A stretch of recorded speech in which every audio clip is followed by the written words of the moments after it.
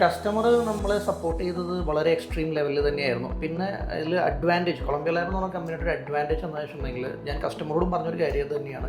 അതായത് ഈ ഒരു മേഖലയിൽ ഈ ഒരു പ്രൊജക്റ്റ് ചെയ്ത് ആർക്കും എക്സ്പീരിയൻസ് ഇല്ല, കൊളംബിയറിന് എക്സ്പീരിയൻസ് ഇല്ല. What we can give the best solution എന്നുള്ളതായിരുന്നു. കൂടുതൽ എനിക്ക് പറയാനുള്ളത് കാര്യം ഒരു 2-3 വർഷം കഴിയുമ്പോൾ ചിലപ്പോൾ അതിൽ കൂടുതൽ പൈസ അവർ വീണ്ടും ഇതിൻ്റെ മെയിൻ്റനൻസിനോ കാര്യങ്ങൾക്കോ വേണ്ടിയിട്ട് വീണ്ടും സ്പെൻഡ് ചെയ്യേണ്ടി വരും. അപ്പോൾ ഒരിക്കലും അതൊരു സേവിങ്സ് അല്ല. എന്തൊരു ബിസിനസ് തുടങ്ങുമ്പോഴും അതിൻ്റെ ഇനീഷ്യൽ ഇൻവെസ്റ്റ്മെൻറ്റ് എന്ന് പറയുന്നത്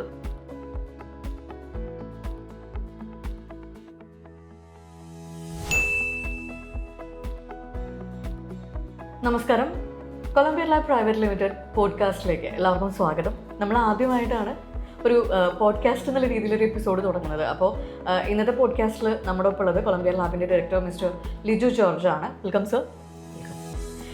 അപ്പോൾ നമ്മൾ ആദ്യമായിട്ടൊരു ഒരു പോഡ്കാസ്റ്റ് തുടങ്ങുമ്പോൾ എന്തായാലും നമ്മുടെ കമ്പനിയെക്കുറിച്ച് എല്ലാവർക്കും നമ്മൾ ചെയ്ത പ്രോജക്ട്സ് വെച്ചിട്ട് അറിയാവുന്നുണ്ട്. അപ്പോൾ നമ്മൾ 2019 തുടങ്ങിയിട്ട് ഏകദേശം 6ാമത്തെ വർഷത്തിലേക്ക് കടന്നു. അപ്പോൾ സാറിൻ്റെ ഒരു എക്സ്പീരിയൻസ് വെച്ചിട്ട് ഫസ്റ്റ് നമ്മൾ ഫിൽസബ് ചെയ്തപ്പോൾ ഉണ്ടായിരുന്ന ഒരു കൺഫ്യൂഷൻ ഉണ്ടായിരിക്കും, പേടി ഉണ്ടായിരിക്കും. അതൊക്കെ കഴിഞ്ഞിട്ട് ഈ ഒരു ഇതിലേക്ക് വരുമ്പോൾ സാറിൻ്റെ ഒരു ഫസ്റ്റ് എക്സ്പീരിയൻസ് എന്താ പറയാനുള്ളത്? ഫിൽസബിനെ സംബന്ധിച്ചോളം പറയുകയാണെങ്കിൽ ഞങ്ങൾക്ക് ഒരുപാട്, അല്ലെങ്കിൽ കൊളംബിയ ലാബ് എന്നൊരു കമ്പനിയെ സംബന്ധിച്ചോളം വലിയൊരു മൈൽ സ്റ്റോൺ ആയിട്ടുള്ള ഒരു പ്രൊജക്റ്റ് ആയിരുന്നു. ഒരുപാട് കാര്യങ്ങൾ പഠിക്കാനായിട്ട്. അപ്പോൾ നമ്മളാ ഒരു ഫസ്റ്റ് ഒരു പ്രൊജക്റ്റ് ചെയ്യുന്ന ഒരു ടൈമിൽ നമ്മളായിരുന്നു ഈ ഒരു മേഖലയിലെ ഒരു ഫസ്റ്റ് എൻട്രി, ഒരു പ്രൈവറ്റ് സെഗ്മെൻറ്റിലേക്ക് ഒരു ഫസ്റ്റ് എൻട്രി എന്ന് പറയാൻ പറ്റുന്നത്. അപ്പോൾ അത് ഒരുപാട് ഗവൺമെൻറ് സബ്സിഡികളോട് കൂടിയിട്ട് ചെയ്തൊരു പ്രൊജക്റ്റാണ്. അപ്പോൾ അതിൽ ഒരുപാട് ഡോക്യുമെൻറ്റേഷൻസ്, ഒരുപാട് ഫൈൻഡിങ്സ് എല്ലാം നമുക്ക് വേണ്ടി വന്നിരുന്ന ഒരു പ്രൊജക്റ്റ് തന്നെയാണ്. പക്ഷേ കസ്റ്റമർ വളരെ സപ്പോർട്ടീവായിരുന്നു ഓരോ സ്റ്റേജുകളിലും. ഇപ്പോൾ ആ ഒരു മേഖലയിലേക്ക് നമ്മൾ കടക്കുന്ന ഒരു ടൈം പീരീഡിൽ ആക്ച്വലി സ്പീക്കിംഗ് ആരും അല്ലെങ്കിൽ അതിനെപ്പറ്റി അറിയാവുന്ന ആളുകളോ ഒന്നും തന്നെ അന്നൊരു കേരളത്തിലില്ല. പിന്നെ പ്രത്യേകിച്ച് കൊറോണ നടന്നുകൊണ്ടിരിക്കുന്ന ഒരു സമയം. അപ്പോൾ നമുക്ക് ഇതിനെപ്പറ്റിയിട്ട് കൂടുതൽ മനസ്സിലാക്കാനായിട്ട് ഇവരുടെ പ്രൊഡക്റ്റുകൾ മാനുഫാക്ചർ ചെയ്യുന്ന കമ്പനിയിലേക്കുള്ള ട്രാൻസ്പോർട്ടേഷൻ, അതെല്ലാം നമുക്ക് ഡിഫിക്കൽട്ടീസ് ആയിരുന്നു. നമുക്ക് അവിടെ പോയിട്ട് ഈ പ്രൊഡക്റ്റിനെ പറ്റി അറിയാൻ പറ്റില്ലായിരുന്നു. അപ്പോൾ പ്രൊഡക്റ്റ് എന്താണ്, കാരണം എല്ലാ കമ്പനികളും ആ ഒരു സമയത്താണ് മാർക്കറ്റിലേക്ക് ഒരു പ്രൊഡക്റ്റായിട്ട് വരുന്നത്. അപ്പോൾ ഇതിൽ നിന്നും നല്ലൊരു പ്രൊഡക്റ്റ് ചൂസ് ചെയ്ത് അത് കസ്റ്റമറിലേക്ക് എത്തിക്കുക എന്നുള്ളതായിരുന്നു നമ്മുടെ ഏറ്റവും വലിയ ചലഞ്ചിങ് ആയിട്ടുള്ളൊരു കാര്യം. അതിന് വേണ്ടിയിട്ട് ശരിക്കും നമ്മൾ ഒരുപാട് റിസർച്ച് വർക്ക് നടന്നിട്ടുണ്ട്. അന്ന് മാർക്കറ്റിൽ അവൈലബിൾ ആയിട്ടുള്ള പ്രൊഡക്ട്സുകൾ ഏതൊക്കെ, അതിൽ നിന്നും എങ്ങനെ നല്ലൊരു പ്രൊഡക്റ്റിനെ ഫിൽട്ടർ ചെയ്യാം എന്നുള്ളതാണ് നമ്മളുടെ ആദ്യത്തെ ചലഞ്ചിങ് ആയിട്ടുള്ള ഒരു കാര്യം. അത് ഒരുപാട് റെഫറൻസുകളും ഒരുപാട് ഫൈൻഡിങ്സും എല്ലാം നടത്തിയിട്ടാണ് നമ്മൾ ലാസ്റ്റ് ആ ഒരു പ്രൊഡക്റ്റിലേക്ക്, അവിടെ ചെയ്തിട്ടുള്ള ഒരു ബ്രാൻഡിലേക്ക് നമ്മൾ എത്തിപ്പെട്ടത്. കസ്റ്റമറും അതിൽ സാറ്റിസ്ഫൈഡ് ആയിരുന്നു. ഇപ്പോൾ സാർ ഒരിക്കൽ പറഞ്ഞത് എനിക്ക് ഓർമ്മയുണ്ട്. നമ്മൾ ആദ്യമായിട്ട് നമ്മൾ ആ പ്രോജക്റ്റ് ചെയ്യാൻ പോകുമ്പോൾ നമുക്ക് ഫുൾ കൺഫ്യൂഷൻസ് ഉണ്ടായിരുന്നു. ആ സമയത്ത് നമ്മൾ മിസ്റ്റർ ബോബി ഫിലിപ്പിനോട് സംസാരിക്കുമ്പോൾ എന്തിനാണ് നമുക്ക് ഈ പ്രോജക്റ്റ് തരുന്നത് എന്നുള്ളൊരു കൺഫ്യൂഷൻ അദ്ദേഹത്തിന് ഉണ്ടായിരുന്നു. തീർച്ചയായിട്ടും. അപ്പോൾ ആ ഒരു സമയത്ത് ഒരു ട്രസ്റ്റ് നേടിയെടുക്കുക എന്ന് പറഞ്ഞൊരു എളുപ്പമുള്ള കാര്യമല്ല. അപ്പോൾ അതിൻ്റെ ആ ഒരു ഫസ്റ്റ് അറ്റംപ്റ്റ് കംപ്ലീറ്റ് ചെയ്തപ്പോൾ ഒരു സാറ്റിസ്ഫാക്ഷൻ. കസ്റ്റമർ നമ്മളെ സപ്പോർട്ട് ചെയ്തത് വളരെ എക്സ്ട്രീം ലെവലിൽ തന്നെയായിരുന്നു. പിന്നെ അതിൽ അഡ്വാൻറ്റേജ്, കൊളംബിയ ലാബ് എന്ന് പറഞ്ഞ കമ്പനിയുടെ ഒരു അഡ്വാൻറ്റേജ് എന്താണെന്ന് വെച്ചിട്ടുണ്ടെങ്കിൽ ഞാൻ കസ്റ്റമറോടും പറഞ്ഞൊരു കാര്യം അത് തന്നെയാണ്. അതായത് ഈ ഒരു മേഖലയിൽ ഈ ഒരു പ്രൊജക്റ്റ് ചെയ്ത് ആർക്കും എക്സ്പീരിയൻസ് ഇല്ല, കൊളംബിയറിന് എക്സ്പീരിയൻസ് ഇല്ല. What we can give the best solution എന്നുള്ളതായിരുന്നു. പിന്നെ കസ്റ്റമർ ഇതിനെപ്പറ്റി ഒരുപാട് പഠിച്ചിട്ടുള്ള ഒരാളായിരുന്നു. അപ്പോൾ ആൾക്കും ആ ഒരു ബ്രാൻഡ് നമ്മൾ ചൂസ് ചെയ്ത് വന്നപ്പോൾ he was okay with that brand. അതായിരുന്നു നമ്മുടെ ഫസ്റ്റത്തെ കസ്റ്റമർക്ക് ഉണ്ടാക്കിയിട്ടുള്ള ഒരു അട്രാക്ഷൻ എന്ന് പറയുന്നത്. പിന്നെ അതിനുശേഷം നമ്മൾ പ്രൈസിങ് ഡിസ്കഷൻസ് നടത്തി. കസ്റ്റമർ ഇതിനെപ്പറ്റി ഒരുപാട് അന്വേഷിച്ചു. കസ്റ്റമറായിട്ട് നമുക്ക് ഒരുപാട് ഇൻഫർമേഷൻസ് കൊണ്ടുവന്ന് തന്നിട്ടുണ്ടായിരുന്നു ഇതിൽ. അപ്പോൾ പിന്നീട് നമുക്കിതിൽ അറിയേണ്ടത് എന്തൊക്കെയാണ് ഇതിൻ്റെ ഗവൺമെൻറ് റിലേറ്റഡ് ഫോർമാലിറ്റീസ് എന്നുള്ളതായിരുന്നു. എനിക്ക് തോന്നുന്നു KSEBയിൽ ഒരുപാട് പ്രാവശ്യം നമ്മൾ പോകേണ്ട സാഹചര്യങ്ങൾ ഉണ്ടായി. കാരണം അന്ന് ഈ പറയുന്ന ഡിസ്കോമും ഇതിനെ പറ്റിയിട്ട് അവയർനെസ് ഉണ്ടായിരുന്നില്ല എന്ന് വേണമെങ്കിൽ പറയാം. കാരണം ഫസ്റ്റത്തെ ഒരു പ്രൊജക്റ്റ് ആകുമ്പോൾ എൻ്റെ കണക്ടിവിറ്റി എങ്ങനെ, അപ്പോൾ നമ്മൾ അതിൻ്റെ ഹയർ ഒഫീഷ്യൽസ് ഒരുപാട് അപ്പോൾ അതിൽ ആ ഒരു പ്രൊജക്റ്റിൻ്റെ ഒരു വലിയൊരു വിജയം എന്ന് പറയുന്നത് ആ ഒരു സെക്ഷൻ ഓഫീസിലെ സാറ് അവർ സപ്പോർട്ട് ചെയ്തത്, അത് ഡിവിഷൻ ഓഫീസിൽ അവരുടെ സപ്പോർട്ടിങ്, കസ്റ്റമറിൻ്റെ ഭാഗത്തുനിന്നുള്ള ഇൻവോൾവ്മെൻറ്റ്, കസ്റ്റമറിൻ്റെ റിലേഷനിലുള്ള ആളുകളെ വിളിച്ച് പറഞ്ഞ് കണക്ഷൻസ് എല്ലാം പെട്ടെന്നാക്കി തന്ന കുറേ കാര്യങ്ങൾ. പിന്നെ അനാട്ടിൻ്റെ ഭാഗത്തു നിന്നുണ്ടായിട്ടുള്ള സപ്പോർട്ട്, ജില്ലാ എഞ്ചിനീയർ എന്നുണ്ടായിരുന്ന ജില്ലാ എഞ്ചിനീയർ, ഇപ്പോൾ അനാട്ടിൻ്റെ ഡയറക്ടർ മനോഹരൻ സാർ, ഈ മൊബിലൈസേഷൻ ഹെഡ് മനോഹരൻ സാർ, നരേന്ദ്രനാഥ് സാർ ഡയറക്ടർ, അവരൊക്കെ നമ്മളെ സപ്പോർട്ട് ചെയ്ത രീതി എന്ന് പറഞ്ഞാൽ എക്സ്ട്രീംലി ഹൈ ആയിരുന്നു. എന്നുവെച്ചാൽ ഇനോഗ്രേഷൻ വീഡിയോസ് നോക്കി കഴിഞ്ഞാൽ പോലും അറിയാം അവരെല്ലാവരും പ്രസൻസ് ആ സൈറ്റിൽ ഉണ്ടായിരുന്നു. അപ്പോൾ അത് നമുക്ക് ശരിക്കും പറഞ്ഞ ഒരു കോൺഫിഡൻ്റ് ആയിരുന്നു. പിന്നെ ടെക്നിക്കലി ഉണ്ടായിരുന്ന ഒരുപാട് ഡൗട്ടുകൾ ഉണ്ടായിരുന്നു. അപ്പോൾ നമ്മുടെ ടെക്നിക്കൽ ടീം അതിലേക്ക് ഓരോ ദിവസവും വർക്കൗട്ട് ചെയ്ത്, എനിക്കിപ്പോഴും ഓർമ്മയുണ്ട്, ഒരുപാട് രാത്രികൾ അവർ നിന്നിട്ടാണ് ഇതിൻ്റെ ഓരോ കാര്യത്തിനും അവരൊരു സൊല്യൂഷൻ ഉണ്ടാക്കി എടുത്തിരുന്നത്. നമ്മുടെ ഒരു ലേണിംഗ് ക്ലാസ്സും കൂടിയായിരുന്നു. തീർച്ചയായിട്ടും. പിന്നെ ഫസ്റ്റ് CPU കണക്ട് ചെയ്യുന്നു, അതിൽ ഒരുപാട് ട്രബിൾസ്. എക്സികോമിൻ്റെ ആദ്യത്തെ പ്രൈവറ്റ് ചാർജിങ് സ്റ്റേഷൻ ആയിരുന്നു കേരളത്തിൽ. അപ്പോൾ അവരുടെ എഞ്ചിനീയറിനുണ്ടായിട്ടുള്ള ബുദ്ധിമുട്ടുകൾ, അങ്ങനെ ഒരുപാട്, എനിക്ക് തോന്നുന്നു ഒരു 2-3 നൈറ്റ് തന്നെ എൻ്റെ ടീം അവിടെ കിടന്ന് പരിശ്രമിച്ചിട്ടുണ്ട് ഇതിൻ്റെ ഒരു കമ്മീഷനിങ് സ്റ്റേജിലേക്കും കാര്യങ്ങൾക്കൊക്കെ വരുന്ന സമയത്ത്. പക്ഷേ ആ ഒരു പർട്ടിക്കുലർ പ്രൊജക്റ്റ് എന്ന് പറയുന്നത് ശരിക്കും അതൊരു ഡിഗ്രി തന്നെയായിരുന്നു കമ്പനിയുടെ സമയത്തോളം. ആ ഒരു ഡിഗ്രി പാസ്സായി പിന്നീട് നമുക്ക് ചെയ്യുന്ന എല്ലാ കാര്യങ്ങൾക്കുമുള്ള ഒരു കോൺഫിഡൻസും കൂടിയായിരുന്നു. പക്ഷെ അതിനുശേഷം നമ്മൾ ചെയ്തിട്ടുള്ള ഒരു പ്രൊജക്റ്റുകൾക്കും നമുക്ക് കസ്റ്റമറോട് സംസാരിക്കുമ്പോഴായിക്കോട്ടെ, അല്ലെങ്കിൽ നമ്മൾ കസ്റ്റമറിൻ്റെ അടുത്ത് ഈ കാര്യത്തിനെ പറ്റിയിട്ട്, ഈ ഒരു ചാർജിങ് സ്റ്റേഷൻ എന്ന സബ്ജക്റ്റിനെ സംസാരിക്കുന്നത്, അതിനുശേഷം എനിക്ക് തോന്നുന്നില്ല നമ്മുടെ ഒരു സ്റ്റാഫുകൾക്കും ഒരു കൺഫ്യൂഷൻ ഉണ്ടായിട്ടുണ്ടെന്ന് എനിക്ക് തോന്നുന്നില്ല. കാരണം പഠിക്കേണ്ടതെല്ലാം നമ്മൾ അവിടെ നിന്ന് തന്നെ പഠിച്ചെടുത്തിരുന്നു. അതുപോലെ തന്നെ നമ്മൾ ഇപ്പോൾ ഓരോ കമ്പനികളും ഓരോ സർവീസ് കൊടുക്കുന്നുണ്ടാവും. ഇപ്പോൾ കൊളംബിയ ലാബ് ഇപ്പോൾ പറഞ്ഞ പോലെ നമ്മുടെ കസ്റ്റമേഴ്സ് പറയുന്ന ഒരു കാര്യം എന്താ വെച്ചാൽ, നമ്മൾ കൊടുക്കുന്ന ഒരു ട്രസ്റ്റ് ഉണ്ട്, നമ്മൾ കൊടുക്കുന്ന സർവീസ് ഉണ്ട്. അപ്പോൾ നമ്മുടെ കമ്പനിയിലേക്ക് വരുമ്പോൾ ഒരു EVCS തുടങ്ങാൻ ഉദ്ദേശിക്കുന്ന ആൾക്ക് എന്തൊക്കെയാണ് നമ്മുടെ കമ്പനി സ്കോപ്പിലും എന്തൊക്കെയാണ് കസ്റ്റമർ സ്കോപ്പിലും വരുന്ന കാര്യങ്ങൾ? ശരിക്കും പറഞ്ഞിട്ടുണ്ടെങ്കിൽ കൊളംബിയ ലാബ് എന്ന കമ്പനി ഒരു ടെക്നിക്കൽ ബേസ്ഡ് കമ്പനിയാണ്. അപ്പോൾ 2 ഡയറക്ടേഴ്സ് ആയാലും ടെക്നിക്കൽ ബാക്ക്ഗ്രൗണ്ടുള്ള ആളുകളാണ്, ബേസിക്കലി ഇലക്ട്രിക്കൽ കോൺട്രാക്ടേഴ്സ് ആണ്. അപ്പോൾ നമ്മളുടെ ഒരു സ്കോപ്പ് ഓഫ് വർക്ക്സ് അല്ലെങ്കിൽ നമ്മളുടെ ഒരു വർക്ക് കാറ്റഗറി എന്ന് പറയുന്നത് ടെക്നിക്കലി ബേസ് ചെയ്തിട്ട് തന്നെയാണ്. സോ നമ്മൾ മെയിനായിട്ട് മെഷീൻ ട്രേഡേഴ്സ് ആണ്. എക്സികോം എന്ന് പറഞ്ഞൊരു പ്രൊഡക്റ്റിൻ്റെ ഒരു മെഷീൻ ട്രേഡറാണ് എന്ന് വേണമെങ്കിൽ പറയാം.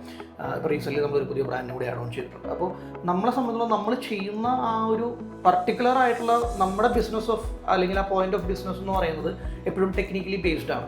അപ്പോൾ കസ്റ്റമേഴ്സിന് വേണ്ട സൊല്യൂഷൻസും അവിടെയാണ്. ഒരു സിവിൽ വർക്ക് ഒരു കസ്റ്റമറെ സംബന്ധിച്ചിടത്തോളം അത് ചെയ്യാനായിട്ട് വലിയ ബുദ്ധിമുട്ടുള്ള ഒരു കാര്യമൊന്നുമല്ല. അതിൽ വലിയൊരു ടെക്നിക്കാലിറ്റി ഇൻവോൾവ് അല്ല. അല്ലെങ്കിൽ ഒരു കനോപ്പി വർക്ക് അല്ലെങ്കിൽ ഒരു ടൈലിൻ്റെ വർക്ക്, ഇതൊന്നും വലിയ ടെക്നിക്കലി ഇൻവോൾവ് ആയിട്ടുള്ള കാര്യങ്ങളല്ല.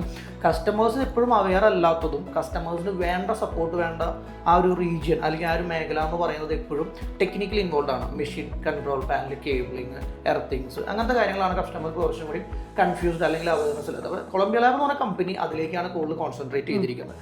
ബട്ട് ഇഫ് കസ്റ്റമർ നീഡ്സ് ആ ടെക്നിക്കൽ സപ്പോർട്ടിന് റാദർ അതിന് പുറമെ കസ്റ്റമർക്ക് ഒരു കനോപ്പിക്ക് വേണ്ടിയിട്ടൊരു സപ്പോർട്ട് വേണം, അല്ലെങ്കിൽ ഇപ്പോൾ സിവിൽ വർക്ക്സിന് വേണ്ടി സപ്പോർട്ട് വേണം, ടൈലിംഗ് വർക്ക്സിന് വേണ്ടി സപ്പോർട്ട് വേണം, വി ക്യാൻ ഗീവ്. പക്ഷെ അത് നമ്മൾ ഡയറക്റ്റ് ആയിരിക്കില്ല ചെയ്യുക. മെയിൻലി ഇതൊക്കെ കസ്റ്റമർ സ്കോപ്പിലാണ് വരുന്നത്. ബട്ട് ഇഫ് കസ്റ്റമർ റിക്വസ്റ്റ്, ഇപ്പോൾ ഒരു കസ്റ്റമർ NRI ഉള്ള ഒരു കസ്റ്റമറാണ്, അദ്ദേഹത്തിന് അയാളുടെ വർക്കുകൾ ഡേ ബേസിസിൽ ആൾക്ക് മോണിറ്റർ ചെയ്യാനായിട്ട് പറ്റുന്നില്ല.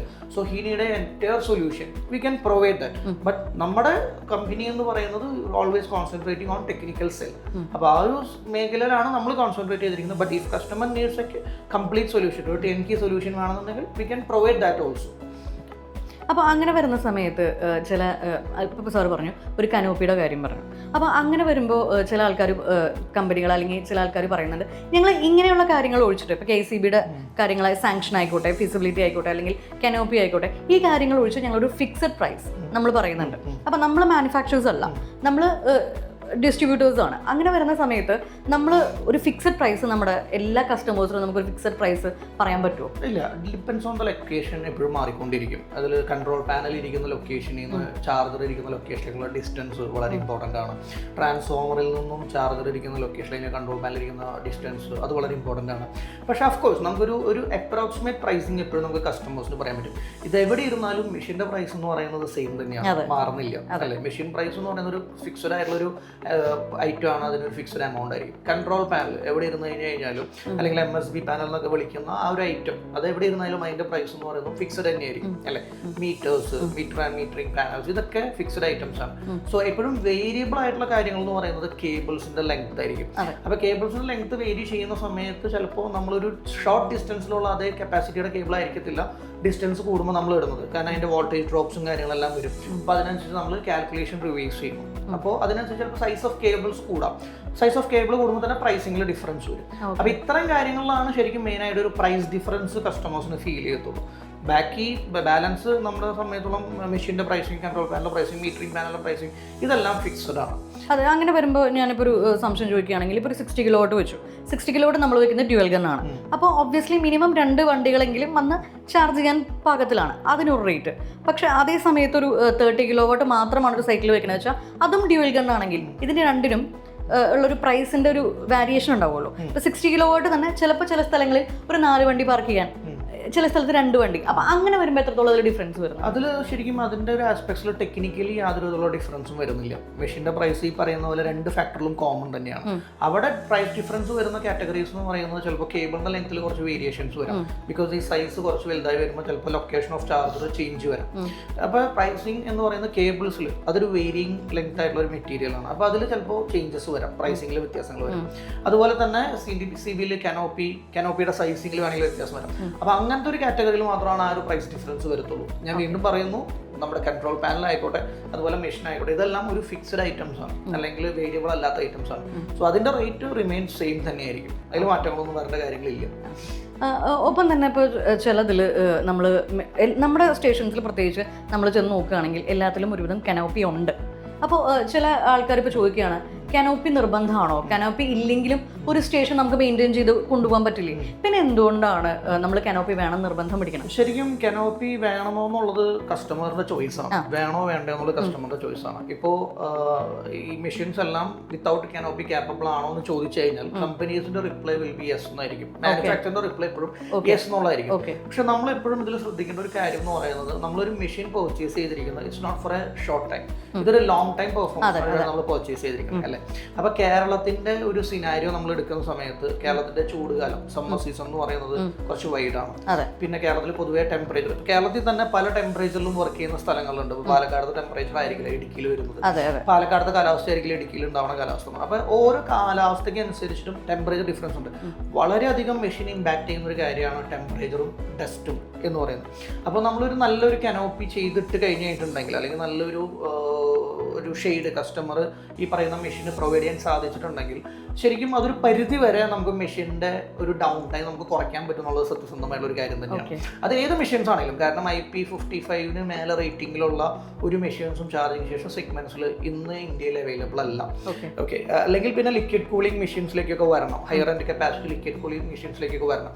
ബാലൻസ് എല്ലാ മെഷീൻസിൻ്റെ പാർട്സ് ഈസ് ഓപ്പൺ. ഇപ്പോൾ ഫാൻ്റെ ഏരിയ ആയിക്കോട്ടെ, അല്ലെങ്കിൽ നമുക്ക് എക്സോസ്റ്റിംഗ് ഏരിയാസ് ആയിക്കോട്ടെ, ഇതെല്ലാം ഓപ്പൺ തന്നെയാണ് പ്രസന്റ്ലി. ആ സിഗ്നൽ നമ്മൾ കണ്ടിട്ടുള്ള മെഷീൻസ് എല്ലാം വെച്ചിട്ട് ഓപ്പൺ തന്നെയാണ്. അപ്പോൾ അതിൽ കൂടെ ഡസ്റ്റ് എൻട്രിക്കുള്ള ചാൻസസ് വളരെ കൂടുതലാണ്.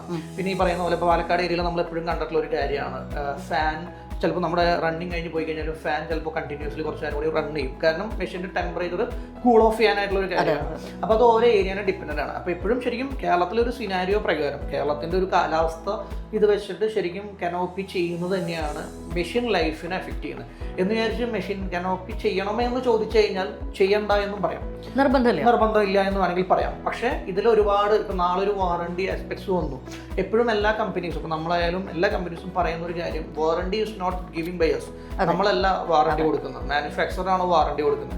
അപ്പോൾ ആ സമയത്ത് മാനുഫാക്ചർ വന്ന് കഴിയുന്ന സമയത്ത് മാനുഫാക്ചർ പറയുകയാണ് ഇതിനുള്ള ഡസ്റ്റ് കയറിയിരുന്നു, അല്ലെങ്കിൽ വെള്ളം കയറിയിരുന്നു, അതുകൊണ്ടാണ് അത് സംഭവിച്ചിരിക്കുന്നത് എന്ന് പറയുമ്പോൾ നമ്മൾ തിരിച്ച് നമുക്കൊരു ചോദ്യം ചോദിക്കാന്നുള്ളത്, അല്ല അപ്പോൾ ഇത് കനോപ്പി ഇല്ലെങ്കിലും വർക്ക് ചെയ്യാൻ പറ്റില്ലേ എന്ന് ചോദിക്കുമ്പോൾ അവർ പറയുന്നുണ്ട് യെസ് വർക്ക് ചെയ്യാൻ പറ്റും, ബട്ട് ഇത് IP54 അല്ല, IP54 അതോരോ ഗ്രേഡിങ്സ് ആണ്. IP54 അപ്പോൾ IP65 63 അബവ് എന്ന് പറയുന്നതൊക്കെയാണ് ശരിക്കും പറഞ്ഞാൽ വാട്ടർ പ്രൂഫ് എന്ന് പറയാൻ പറ്റത്തുള്ളൂ. മനസ്സിലായി? അപ്പോൾ ഇതൊന്നും ശരിക്കും വെതർ പ്രൂഫ് അല്ലെങ്കിൽ വാട്ടർ പ്രൂഫ് എന്ന് പറയാൻ പറ്റുന്ന ഒരു കാറ്റഗറിയിലുള്ള മെഷീൻസ് അല്ല ശരിക്കും പറഞ്ഞാൽ. അപ്പോൾ അതുകൊണ്ട് തന്നെ കനോപ്പി എന്ന് പറയുന്നത് ചൂസ് ചെയ്യുന്നതാണ് ശരിക്കും പറഞ്ഞാൽ കസ്റ്റമർക്ക് ഏറ്റവും ആപ്റ്റായുള്ള കാര്യം. ശരി, നമ്മളൊരു 20 ലക്ഷം അല്ലെങ്കിൽ 30 ലക്ഷം രൂപ ഒരു കാർ മേടിക്കുന്നു, അത് വെയിലത്തിട്ടാലും കുഴപ്പമുണ്ടോ എന്ന് ചോദിക്കുന്നത് കുഴപ്പമില്ല, വെയിലത്തും അത് കിടക്കും. ഇപ്പൊ നമ്മുടെ ഒരു കാർ വെയിലത്ത് കിടന്ന കുഴപ്പമുണ്ടോ, മഴയത്ത് കിടന്ന കുഴപ്പമുണ്ടോ? ഇല്ല. പക്ഷെ എന്തുകൊണ്ടാണ് നമ്മൾ കാർ ഷെഡ് പണിയുന്നത്? അതിനൊരു അഡീഷണൽ പ്രൊട്ടക്ഷൻ ഉള്ള രീതിയിലാണ്. സെയിം തന്നെയാണ് നമ്മുടെ മെഷീൻ്റെ കേസിൽ. നമ്മൾ ഇത്രയും വില കൊടുത്തൊരു മെഷീൻ മേടിക്കുന്നു, അതിനൊരു ലോങ് ലൈഫ് കൊടുക്കാനായിട്ട് നമ്മൾ അതിനെപ്പോഴും ഒരു പ്രൊട്ടക്ഷൻ കവർ ചെയ്യാന്നുള്ളതാണ്. ഓക്കെ, ഞാനത് ചോദിക്കാൻ കാരണം എന്താ വെച്ചാൽ, ഇപ്പോൾ ആദ്യമായിട്ട് ഈ ഒരു സ്റ്റാർട്ടപ്പിലേക്ക് വരുന്ന ആൾക്കാർ, ഇതിനെക്കുറിച്ച് ഒരു ധാരണ ഇല്ലാത്ത ആൾക്കാർ ഒരു സ്റ്റാർട്ടപ്പ് തുടങ്ങുന്നതെന്ന് വെച്ച് തുടങ്ങുകയാണ്. ആ സമയത്ത് ഓക്കെ കനോപ്പി പണിതില്ലെങ്കിൽ ഇത്രയും എനിക്ക് സേവ് ചെയ്യാൻ പറ്റും എന്നുള്ള ധാരണ ചില ആൾക്കാർക്ക് ഉണ്ടായിരിക്കും. അപ്പോൾ അങ്ങനെ ആൾക്കാർ ചോദിക്കുകയാണ്, ഇപ്പോൾ വന്നിട്ട് നമ്മുടെ അടുത്ത് ആ കനോപ്പി ചെയ്തില്ലെങ്കിൽ ഞങ്ങൾക്ക് ഇത്രയും സേവ് ചെയ്തൂടെ, അപ്പോൾ നിങ്ങൾ നിർബന്ധിക്കുന്നതിലെ കാരണം എന്താണെന്ന് ചോദിക്കുമ്പോൾ നമുക്ക് അതിലേക്കും ആ സേവ് ചെയ്യുന്നതിനേക്കാളും കൂടുതൽ എനിക്ക് പറയാനുള്ളത് കാര്യം, ഒരു 2-3 വർഷം കഴിയുമ്പോൾ ചിലപ്പോൾ അതിൽ കൂടുതൽ പൈസ അവർ വീണ്ടും ഇതിന്റെ മെയിൻ്റനൻസിനോ കാര്യങ്ങൾക്കോ വേണ്ടിയിട്ട് വീണ്ടും സ്പെൻഡ് ചെയ്യേണ്ടി വരും. അപ്പോൾ ഒരിക്കലും അതൊരു സേവിങ്സ് അല്ല. എന്തൊരു ബിസിനസ് തുടങ്ങുമ്പോഴും അതിന്റെ ഇനീഷ്യൽ ഇൻവെസ്റ്റ്മെന്റ് എന്ന് പറയുന്നത് ക്വാളിറ്റിനെയും കൂടി മീറ്റ് ചെയ്യുന്നതാണ്. അപ്പം ഞാൻ എങ്ങനെ ക്വാളിറ്റിയിൽ ചെയ്യണം, ഞാൻ എങ്ങനെ ക്വാളിറ്റി ഇല്ലാതെ ചെയ്യണം, എനിക്ക് ക്വാളിറ്റി കോംപ്രമൈസ് ചെയ്യാൻ പറ്റുമെന്നുണ്ടെങ്കിൽ എനിക്ക് പ്രൈസ് കുറയ്ക്കാനും പറ്റും. ഞാൻ എപ്പോഴും ക്വാളിറ്റി മെയിൻറ്റെയിൻ ചെയ്യണമെന്ന് തീരുമാനിച്ചാൽ മാത്രമാണ് എനിക്ക് പ്രൈസ് ഒരു എക്സ്ട്രീം ലെവലിലേക്ക് അല്ലെങ്കിൽ ഞാൻ വിചാരിച്ചതിനേക്കാളും ബിയോണ്ട് ലിമിറ്റിലേക്ക് പോകുന്നുള്ളൂ. ബട്ട് എനിക്ക് അവിടെ ക്വാളിറ്റി അഷ്യൂറായി എന്ന് പറയുന്ന പോലെ തന്നെ ഈ ഒരു സെഗ്മെന്റിലേക്ക് വരുമ്പോൾ ശരിയാണ്, കനോപ്പി കുറച്ചാൽ ഒരു some amount we can save. പക്ഷെ എന്ന് പറയുന്നത് ചിലപ്പോൾ 2-3 വർഷം കഴിഞ്ഞ് കഴിയുമ്പോൾ അതിൽ കൂടുതൽ എമൗണ്ട് ചിലപ്പോൾ ഒരു റീസ്പെൻഡ് ചെയ്യേണ്ടി വരും ഈ മെഷീൻ റീവർക്കിംഗ് കണ്ടീഷനിലേക്ക് കൊണ്ടുവരാൻ വേണ്ടി. ഓക്കെ, അപ്പോൾ ആ സമയത്ത് നമ്മളോട് ചോദിച്ചിട്ട് കാര്യമില്ല, നിങ്ങൾ ഇത്രയും ഉറപ്പ് പറഞ്ഞിട്ട് മെഷീൻ ഇത്ര പെട്ടെന്ന് ഇങ്ങനെ വരുന്നതെന്ന് ചോദിച്ചിട്ട് കാര്യം. നമ്മളിപ്പോൾ നമ്മുടെ എല്ലാ മെഷീൻസും ഇപ്പോൾ നമ്മൾ ചെയ്യുന്ന മെഷീൻസ് മാർക്കറ്റിൽ പ്രൂവൺ ആണ്. 7-8 വർഷമായിട്ട് ഈ ഒരു മേഖലയിലുള്ള പൈനിയേഴ്സ് ആണ്. ലോകത്തിലെ ഏറ്റവും കൂടുതൽ ചാർജസ് ഡിപ്ലേ ചെയ്തുള്ള ഒരു ബ്രാൻഡാണ്. അപ്പോൾ നമ്മളെ സംബന്ധിച്ചിടത്തോളം റിലയബിൾ ബ്രാൻഡാണ്, ഇറ്റ്സ് എ ട്രസ്റ്റഡ് ബ്രാൻഡാണ്. 4-5 വർഷമായിട്ട് ഇപ്പോഴും നമ്മുടെ കേരളത്തിൽ ചെയ്ത ഫസ്റ്റ് കസ്റ്റമർ തുടങ്ങിയ എല്ലാ മെഷീൻസും പ്രോപ്പർലി വർക്ക് ചെയ്യുന്ന ഒരു സെഗ്മെന്റിലുള്ള ഒരു മെഷീൻസാണ് നമ്മൾ യൂസ് ചെയ്യുന്നത്. എങ്കിൽ പോലും നമ്മൾ ഒരു കസ്റ്റമേഴ്സിനോട് പറയുന്ന ഒരു കാര്യം എന്ന് പറയുന്നത് ഈ പറയുന്ന പോലെ കനോപ്പി വെച്ചിട്ട് തന്നെ മെഷീൻസ് ചെയ്യുക. അതാണ് റെക്കമെൻഡഡ് ആയിട്ടുള്ള ഒരു ഇൻസ്റ്റാളേഷൻ മെത്തേഡ് എന്ന് പറയുന്നത്. ഓക്കെ, ഇത്തരത്തിൽ നമ്മുടെ അടുത്ത് ബിസിനസ് ചോദിച്ചു വരുന്ന ആൾക്കാരെ നമ്മൾ തന്നെ ഡിസ്കറേജ് ചെയ്യുമ്പോൾ അത് നമ്മുടെ ബിസിനസ്സിന് വരുന്ന ഒരു ലോസ് അല്ലേ? ഡിസ്കറേജ് അല്ല, നമ്മൾ പ്രോപ്പർ ആയിട്ടുള്ള ഒരു അവയർനെസ് ആ കസ്റ്റമർക്ക് കൊടുക്കുകയാണ് ചെയ്തത്. ആ ഒരു കസ്റ്റമർ അവിടെ ഒരു ചാർജിംഗ് സ്റ്റേഷൻ ഇൻഫ്രാസ്ട്രക്ചർ ഡെവലപ്പ് ചെയ്തു. ഒരു ചാർജിംഗ് സ്റ്റേഷൻ ഇൻഫ്രാസ്ട്രക്ചർ ഡെവലപ്പ് ചെയ്യാന്ന് പറഞ്ഞാൽ ഓൾമോസ്റ്റ് ഒരു 6 to 8 lakhs വരെ എക്സ്പെൻസ് വരുന്ന ഒരു കാര്യമാണ്, ഇൻക്ലൂഡിംഗ് കനോപ്പി എല്ലാം വരുന്ന സമയത്ത്. അപ്പോൾ ആ ഒരു പർട്ടിക്കുലർ കോസ്റ്റ് കസ്റ്റമർ ഇൻവെസ്റ്റ് ചെയ്യുമ്പോൾ ഡെഫിനറ്റ്ലി എല്ലാ കസ്റ്റമേഴ്സും ഈ ഒരു ബിസിനസ്സിലേക്ക് വരുന്നത് ഒരു റിട്ടേൺ ഓഫ് ഇൻവെസ്റ്റ്മെന്റ് ബേസ് ചെയ്തിട്ട്. ആ ഒരു കസ്റ്റമർക്ക് ആ റിട്ടേൺ ഓഫ് ഇൻവെസ്റ്റ്മെന്റ് കിട്ടിയിട്ടില്ല എന്നുണ്ടെങ്കിൽ പിന്നെ നമ്മൾ ആ ഒരു കസ്റ്റമർക്ക് വേണ്ടിയിട്ട് അത്രയും ചെയ്തിട്ട് കാര്യമില്ല. നമ്മൾ അവിടെ ഒരു കസ്റ്റമർക്ക് പ്രോപ്പർ ആയിട്ടുള്ള ഒരു അവയർനെസ് ആണ് കൊടുത്തിരിക്കുന്നത്. അതായത് ഈ പറയുന്ന രീതിയിൽ അവിടെ ചാർജ് സ്റ്റേഷൻ കസ്റ്റമർ സ്റ്റാർട്ട് ചെയ്ത് കഴിഞ്ഞാൽ കസ്റ്റമർക്ക് ബിസിനസ് കിട്ടോ ഇല്ലയോ, കസ്റ്റമർക്ക് ബിസിനസ് കിട്ടില്ല എന്നുള്ളതാണ് നമ്മളുടെ ചോയ്സ്.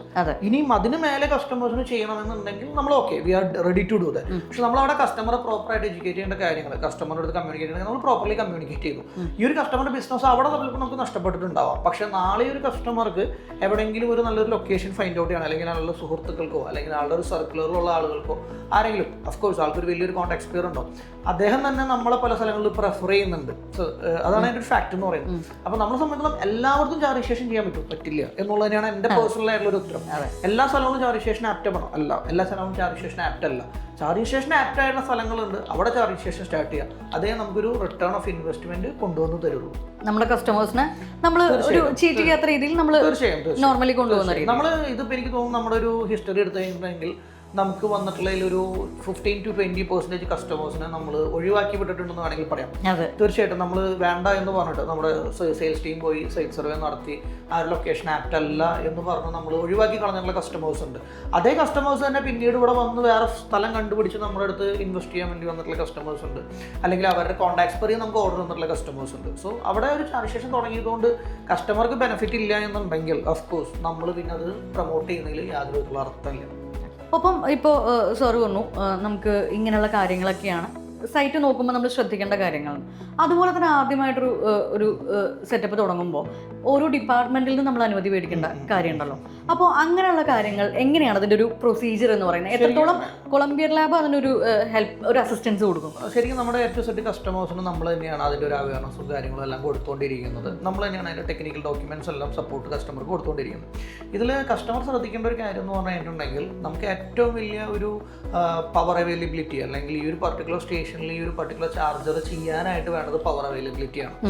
അത് ഡിസ്കോമിൽ നിന്നാണ് നമുക്ക് കിട്ടേണ്ടത്. കേരളത്തിലെ ഡിസ്കോമിനെ സംബന്ധിച്ചിടത്തോളം KSEB എന്ന് വേണമെങ്കിൽ നമുക്ക് പറയാം. അപ്പോൾ KSEB നിന്നാണ് നമുക്ക് ഈ പവർ അവൈലബിലിറ്റി കിട്ടുന്നത്. അപ്പോൾ കസ്റ്റമർ ഫസ്റ്റ് അറിയേണ്ടത് ആ ഒരു പർട്ടിക്കുലർ ലൊക്കേഷനിൽ അത്രയും കപ്പാസിറ്റി ഉള്ള ചാർജ് സ്റ്റേഷൻ ചെയ്യാനുള്ള പവർ അവൈലബിലിറ്റി ഉണ്ടോ എന്നുള്ളതാണ്. ഇപ്പോൾ നോർമലി കേരളത്തിൽ ഒരു സിനാരി നോക്കി കഴിഞ്ഞാൽ 60 kW ചാർജറിലേക്ക് പോകുന്ന ഒരു കസ്റ്റമറെ സംബന്ധിച്ചിടത്തോളം ട്രാൻസ്ഫോമർ ഇല്ലാതെ പവർ അവൈലബിലിറ്റി കിട്ടാനുള്ള ചാൻസസ് വളരെ കുറവാണ്. എന്ന് വെച്ചാൽ നമ്മൾ ചെയ്തിട്ടുമുണ്ട്, ട്രാൻസ്ഫോമർ ഇല്ലാതെ 60 kW നമ്മൾ കേരളത്തിൽ ചെയ്തിട്ടുണ്ട്, പക്ഷെ വളരെ കുറവാണ് ശരിക്കും പറഞ്ഞിട്ടുണ്ടെങ്കിൽ. അപ്പോൾ ആ ഒരു കസ്റ്റമർ ട്രാൻസ്ഫോമറിനുള്ള ഒരു അഡീഷണൽ ഇൻവെസ്റ്റ്മെന്റും കൂടി മുൻകൂട്ടി കണ്ടിട്ട് വേണം ഈ പർട്ടിക്കുലർ ആയിട്ടുള്ള ചാർജ് സ്റ്റേഷൻ ബിസിനസ്സിലേക്ക് ഇറങ്ങാനായിട്ട്. പിന്നെ ഹയർ കപ്പാസിറ്റിയിലേക്ക് പോകുമ്പോൾ എന്തായാലും നമുക്ക് ട്രാൻസ്ഫോമർ വേണം. HDയിലേക്ക് പോകുമ്പോൾ അതിൻ്റെതായുള്ള കടമ്പകൾ വേറെയുണ്ട്. അപ്പോൾ KSEB ആണ് ശരിക്കും പറഞ്ഞാൽ നമ്മളെ സംബന്ധിച്ചോളം ഇതിലൊരു ഡയറക്റ്റ് പേപ്പർ വർക്ക്സ് അല്ലെങ്കിൽ ഡോക്യുമെന്റേഷൻസിൽ നമ്മൾ ഇൻവോൾവ് ഉള്ളൂ. പിന്നെ ആസ് ഇഫ് നൗ MNRയുടെ ഗൈഡ് ലൈൻ പ്രകാരം ഇതിന് വേറെ ലൈസൻസിങ്ങോ കാര്യങ്ങളോ ഒന്നും ആവശ്യകതയില്ല ഈ ഒരു ചാർജിംഗ് സ്റ്റേഷൻ ബിസിനസ്സിന്. പക്ഷെ ഇതിന്റെ കൂടെ അനുബന്ധമായിട്ട് കസ്റ്റമേഴ്സ് ഒരു കഫറ്റീരിയ സ്റ്റാർട്ട് ചെയ്യാണ്, അല്ലെങ്കിൽ ഒരു റെസ്റ്റോറൻറ്റ് സ്റ്റാർട്ട് ചെയ്യാണ്, അവരെല്ലാം ഓഫ്കോഴ്സ് അതിനെല്ലാം സെപ്പറേറ്റ് ഗവൺമെന്റ് പ്രതിപാദിക്കുന്ന പോലെയുള്ള എല്ലാ ലൈസൻസിങ്ങും അവരെടുക്കാൻ അവർ ബാധ്യസ്ഥരാണ്. Charging station as A business ഒരു ഗവൺമെന്റ് ലൈസൻസിങ് ആവശ്യമില്ല, പ്രസന്റ്ലി ഇപ്പോൾ ആവശ്യമില്ല. നമുക്ക് KSEBിലേക്ക് കൊടുക്കുമ്പോൾ പോലും അവർ വേറെ നമ്പേഴ്സോ കാര്യങ്ങളൊന്നും ചോദിക്കുന്നില്ല. പ്രോപ്പർ ഒരു ഇലക്ട്രിക്കൽ കോൺട്രാക്ട് സർട്ടിഫൈ ചെയ്തിട്ടുണ്ടെന്നുണ്ടെങ്കിൽ നമുക്ക് പവർ അവൈലബിലിറ്റി ഉണ്ടെങ്കിൽ അവർ തരും, ഇല്ലെങ്കിൽ അക്കോർഡിംഗ് ടു ട്രാൻസ്ഫോമർ ഇതിൽ വേണ്ടിയിട്ട് അവർ നമുക്ക് പവർ അവൈലബിലിറ്റി തരും. പക്ഷെ അതിനെടുക്കുന്ന ടൈം ഡ്യൂറേഷൻ എന്ന് പറയുന്നത് ട്രാൻസ്ഫോമർ വരുമ്പോൾ അതിൻ്റെ ഇൻസ്റ്റാളേഷൻ, എറക്ഷൻ, കമ്മീഷനിങ്, ഇലക്ട്രിക്കൽ ഇൻസ്പെക്ടറിൻ്റെ ഇൻസ്പെക്ഷൻസ്, അതിനുശേഷം വരുന്ന പവർ സാങ്ഷനിങ് എല്ലാം വരുമ്പോൾ കുറച്ച് ടൈം ഡ്യൂറേഷൻ കമ്പാരിറ്റീവ്ലി കൂടുതലായിരിക്കും വിത്തൗട്ട് ട്രാൻസ്ഫോമർ ചെയ്യുന്നത്. അപ്പോൾ ഏകദേശം എത്ര സമയം എടുക്കും ഒരാൾക്ക് ഒരു EV സ്റ്റേഷൻ? നമുക്ക് 15 ദിവസം മുതൽ 2 മാസം വരെ എടുത്തിട്ടുള്ള കാലഘട്ടങ്ങളുണ്ട്. അത് ഓരോ ഏരിയയിലെ availability of transformer, availability of contractors അതിനെ ഡിപ്പെൻഡ് ചെയ്തിരിക്കും. നമ്മൾ 15 ദിവസം കൊണ്ടും ഒരു സൈറ്റ് കമ്മീഷൻ ആയിട്ടുണ്ട്, 2 മാസം വരെ എടുത്തിട്ടുള്ള സൈറ്റുകളും ഉണ്ട്. അപ്പോൾ അതിൽ നമുക്ക് ചെയ്യാവുന്ന കാര്യം എന്ന് പറഞ്ഞു കഴിഞ്ഞിട്ടുണ്ടെങ്കിൽ നമ്മൾ ഈ ഒഫീഷ്യൽസിൻ്റെ അടുത്ത് പ്രോപ്പറായിട്ട് കമ്മ്യൂണിക്കേറ്റ് ചെയ്യുക. അവർ ചിലപ്പോൾ നമ്മൾ കൊടുക്കുന്ന എല്ലാ കാര്യങ്ങളും ചിലപ്പോൾ അവർക്ക് അക്സെപ്റ്റബിളൻസ് ആയിരിക്കണം എന്നില്ല. അപ്പോൾ അവർ പറയുന്ന കാര്യങ്ങൾ നമ്മൾ ശ്രദ്ധയോട് കൂടെ കേൾക്കുക, എന്നിട്ട് അതിനനുസരിച്ച് അവരുടെ അക്സെപ്റ്റബിൾ ആയിട്ടുള്ള രീതിയിൽ അതിൻ്റെ മറുപടികൾ നമ്മൾ കൊടുക്കുക. അപ്പോൾ അതിലേക്ക് ഒരു സൊല്യൂഷനിലേക്ക് കൊണ്ടുവരാന്നുള്ളതാണ്. ഇപ്പോൾ പല കസ്റ്റമേഴ്സും നമ്മുടെ അടുത്ത് പറയുന്ന ഒരു കാര്യമുണ്ട്, അതെനിക്ക് അവൻ ചോദിച്ചിട്ട് തന്നില്ല. അത് ഒരുപാട് കാര്യങ്ങൾ എയുടെ ആ പർട്ടിക്കുലർ സെക്ഷൻ ഓഫീസിൽ എയുടെ ഡിസ്ക്രിപ്ഷനിലിരിക്കുന്ന കാര്യങ്ങളുണ്ട്, അവരുടെ ഹയർ ഓഫീഷ്യൽസിൻ്റെ കയ്യിലിരിക്കുന്ന കാര്യങ്ങളുണ്ട്. അപ്പോൾ നമ്മളത് പ്രോപ്പറായിട്ടുള്ള ചാനലിലൂടെ തന്നെ പോവുക. ആ ഒരു പ്രോപ്പറായിട്ട് ചാനലിലൂടെ തന്നെ നമുക്ക് റിപ്ലൈസ് വരുമ്പോൾ നമുക്കും പ്രോപ്പറായിട്ട് തന്നെ തിരിച്ച് അപ്ഡേഷൻസ് കൊടുക്കാൻ പറ്റും. അപ്പോൾ അത് നോർമലി വേറെ ഒരു എന്താ പറയുക ഒരു കോംപ്ലിക്കേറ്റഡ് പ്രൊസീജിയേഴ്സിൻ്റെ ഒന്നും ആവശ്യമില്ല. ഇതെല്ലാം ഗൈഡ് ലൈൻസിലും സർക്കുലേഴ്സിലും എല്ലാം പറയുന്ന കാര്യങ്ങൾ തന്നെയാണ്. നമ്മൾ അതിന് വിട്ടിട്ട് വേറെ ഒന്നും ഇതിലേക്ക് കൊണ്ടുവരുന്നില്ല. Charging station as a infrastructure develop ചെയ്യുന്നതിന് ഓൾറെഡി റെഗുലേഷൻസ് എല്ലാം ഉള്ളതാണ്. നമ്മൾ ആ ഒരു റെഗുലേഷൻ്റെ ആ ഒരു ഗൈഡ് ലൈൻസ് പ്രകാരം തന്നെ നമ്മൾ മുന്നോട്ട് പോവാം. നമ്മൾ ആ റിപ്ലൈ നമ്മൾ കൊടുക്കുന്ന ഓരോ ചോദ്യങ്ങൾക്കും റിപ്ലൈ തരാനുള്ള ബാധ്യത അവർക്കും ഉണ്ട്. It's their duty. നമ്മൾ പ്രോപ്പറായിട്ട് അവർക്ക് വേണ്ട ഡോക്യുമെൻറ്റ്സ് സബ്മിറ്റ് ചെയ്യാനുള്ള ബാധ്യത നമുക്കും ഉണ്ട്. ഓക്കെ, നമ്മൾ ഇത്രയും നേരം സംസാരിച്ചതിൽ ഇപ്പോൾ സാധാരണ നമ്മൾ കണ്ടിട്ടുള്ള മറ്റ് ഇൻ്റർവ്യൂസ് കാര്യങ്ങളൊക്കെ വരുമ്പോൾ പ്രധാനമായിട്ട് ഒരു പറയുന്നത് വെച്ചാൽ കസ്റ്റമറിൻ്റെ സാറ്റിസ്ഫാക്ഷൻ നമ്മൾ നോക്കണോ, കസ്റ്റമറിന് ഇഷ്ടമുള്ള കാര്യങ്ങൾ നമ്മൾ ചെയ്ത് കൊടുക്കണം. അപ്പോൾ അത്രയും ഇത്ര കോൺഫിഡൻ്റ് ആയിട്ട് പറയുന്ന ആൾക്കാർ കുറവാണ്. അതിപ്പോൾ നമ്മുടെ കമ്പനി ആയതുകൊണ്ട് മാത്രമല്ല പറയുന്നത് എന്താ വെച്ചാൽ നമ്മൾ ഇങ്ങനൊരു പാറ്റേണിലാണ് പോകുന്നത്, നമ്മുടെ കസ്റ്റമേഴ്സിനെ നമ്മൾ ഈ ഒരു പാറ്റേണിലാണ് കൊണ്ടുപോകുന്നത്. അപ്പോൾ ഈ കോൺഫിഡൻസ് എപ്പോഴെങ്കിലും എന്തെങ്കിലും ഒരു ബുദ്ധിമുട്ടുണ്ടാവുന്ന ഒരു പേടിയുണ്ടോ? തീർച്ചയായിട്ടും നമുക്ക് ഒരുപാട് ഓർഡറുകൾ ഇപ്പോൾ ലോസ് ചെയ്യുന്നതിൻ്റെ ഒരു കാരണം എന്ന് പറയുന്നത് ഈ ഒരു പർട്ടിക്കുലറായിട്ട് ആദ്യം നേരത്തെ ചോദിച്ച പോലെ ഒരു ലോ കോസ്റ്റ് പ്രൊഡക്റ്റ് നമ്മുടെ കയ്യിൽ ഇല്ലാത്തതുകൊണ്ടാണ്. അല്ലെങ്കിൽ പല എൻക്വയറീസും നമ്മുടെ കയ്യിലേക്ക് എത്തിപ്പെടാത്തതിൻ്റെ കാരണം എന്ന് പറയുന്നതും ഈ ഒരു ലോ കോസ്റ്റ് പ്രൊഡക്ട്സ് നമ്മുടെ കയ്യിൽ ഇല്ലാത്തതുകൊണ്ടാണ്. പക്ഷെ അതുകൊണ്ട് ഒരിക്കലും നമ്മൾ റിഗ്രറ്റ് ചെയ്തിട്ടില്ല. സോ നമുക്ക് എന്താണ് വേണ്ടത് എന്നുള്ളത് നമുക്കറിയാം. അതിനനുസരിച്ചുള്ള ഒരു ബിസിനസ് നമുക്ക് ഇവിടെ നടക്കുന്നുണ്ട്. അത് നടക്കാതെ വരുന്നൊരു സമയത്ത് ഞാൻ അതിനാലോചിച്ച് റിഗ്രറ്റ് ചെയ്താൽ മതി അല്ലേ. ഇപ്പോഴത്തെ സാഹചര്യത്തിൽ അതിനനുസരിച്ച് നമ്മൾ ആലോചിച്ച് റിഗ്രറ്റ് ചെയ്യേണ്ട കാര്യമില്ല. We have enough business. പിന്നെ നമ്മൾ സെർവ് ചെയ്യുന്ന എല്ലാ കസ്റ്റമേഴ്സും സാറ്റിസ്ഫൈഡ് ആണ്. അത് അതിൽ കൂടുതലൊരു സന്തോഷം എനിക്ക് മറ്റേത് കൊണ്ടും തരുമെന്ന് എനിക്ക് തോന്നുന്നില്ല. ഓക്കെ, ഈ ഒരു സംസാരം ഇവിടെ തീരുന്നില്ല. നമുക്ക് ഇനിയും കുറച്ച് കാര്യങ്ങളും കൂടി അറിയാനുണ്ട്. അപ്പോൾ ആ കാര്യങ്ങളെക്കുറിച്ച് അടുത്ത എപ്പിസോഡിൽ വീണ്ടും കാണാം.